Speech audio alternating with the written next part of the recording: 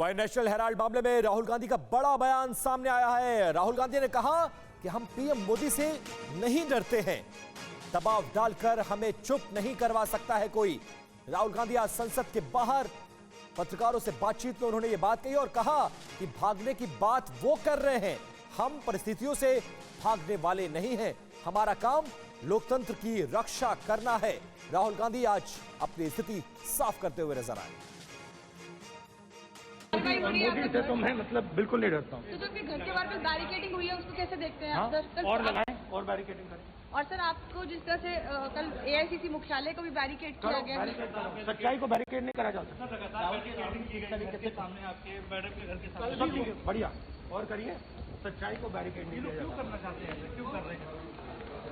क्या राहुल गांधी जी डरेंगे? राहुल जी कल जो आप लोग का कार्यक्रम है वो आप वो कह रहे हैं कि आप प्रोटेस्ट नहीं कर सकते हैं, प्रोटेस्ट नहीं कर सकते। नोटिस आया है केसी वेणुगोपाल का कि अनएम्प्लॉयमेंट प्रोटेस्ट नहीं कर सकते। पुलिस ने मना किया है, पुलिस ने मना किया है, परमिशन नहीं दे रही पुलिस। आप लोग का प्रोटेस्ट जारी रहेगा तो रोकिए, बिल्कुल रहेगा। राहुल जी आप सच्चाई को बैरिकेड नहीं करा जा सकता। सर लगातार बैरिकेडिंग की गई घर के सामने, आपके मैडम के घर के सामने। बढ़िया और करिए, सच्चाई को बैरिकेड। ये लोग क्यों करना चाहते हैं ऐसे, क्यों कर रहे हैं लोग?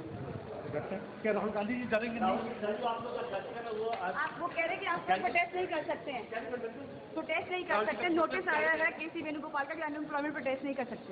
पुलिस ने मना किया है, पुलिस ने मना किया है, परमिशन नहीं दे रही पुलिस। क्या आप लोग का प्रोटेस्ट जारी रहेगा? बिल्कुल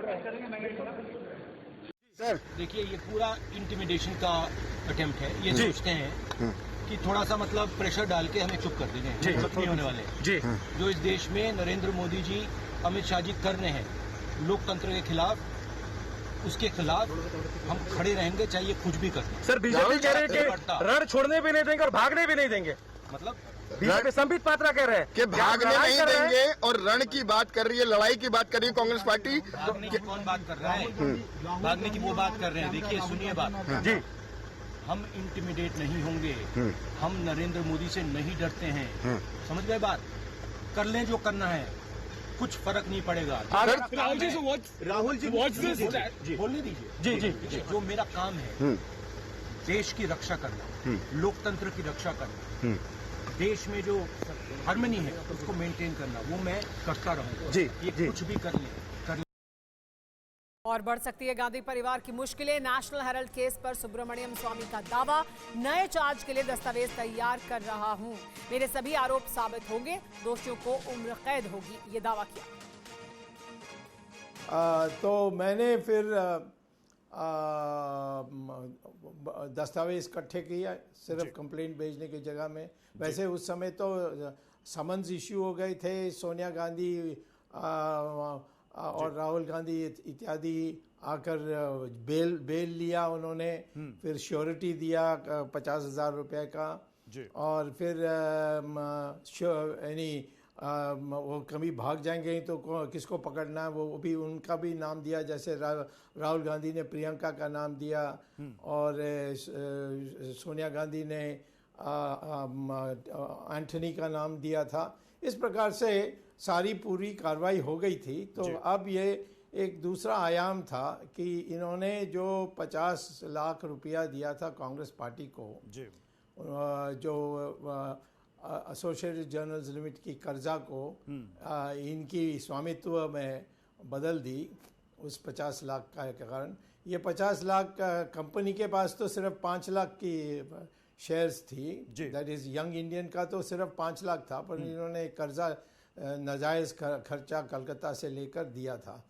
तो तब मैंने पता लगाया कि ये विदेश से पैसा आया था, उसको रुपए में बदल दिया था ये डोटेक्स कंपनी का कलकत्ता में जी।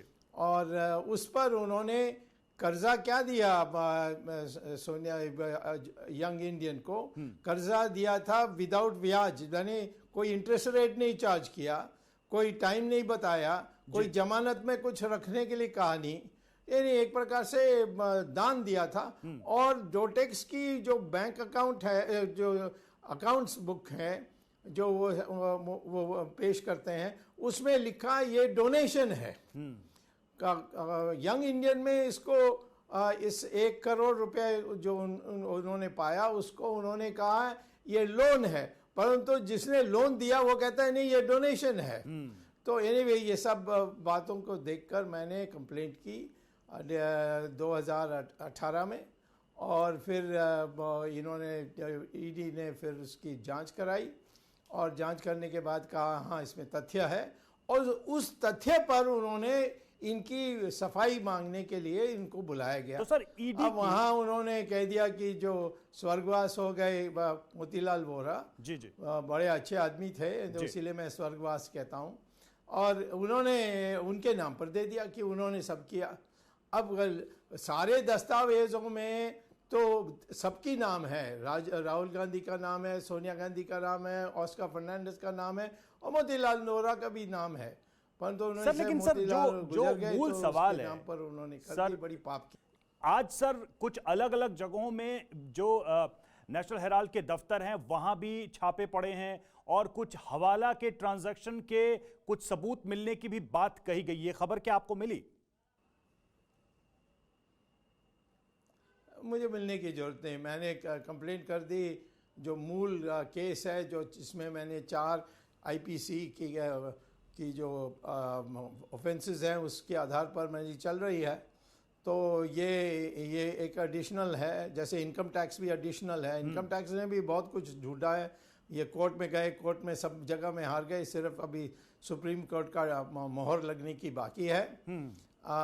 तो ऐसे तो इस अपराध में ये बहुआयाम अपराध है, तो कई आयाम हैं, और उसको धीरे धीरे हम उठाते रहेंगे। सर, जो इसमें विदेश से इन्होंने नाजायज सर, रूप से विदेशी करेंसी लाई वो तो बाकी है।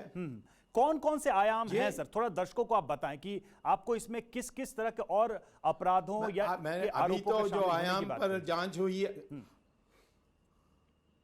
नहीं अभी अपराध जो जिस पर जांच हुई है वो इनकम टैक्स का, ठीक है, 500 करोड़ रुपए प्रति वर्ष 2011 से अभी तक जो हुआ है, हर वर्ष उनको 400-500 करोड़ रुपए देना, अभी तक दिया नहीं। दूसरा है कि इन्होंने जो दुरुपयोग किया है हेरल्ड हाउस सिर्फ अखबार छापने के लिए कंसेशनल रेट में डीडीए दिल्ली ने उनको जमीन दी थी, और वहाँ इन्होंने किराए में दे दी और अपने के लिए ऑफिस भी बना ली, जिसका कोई प्रिंटिंग प्रेस कुछ नहीं है। अब मेरे केस होने के बाद उन्होंने नेशनल हेराल्ड हफ्ते में एक बार छापने लगे, वो भी इंडियन एक्सप्रेस के प्रिंटिंग प्रेस से कर रहे हैं।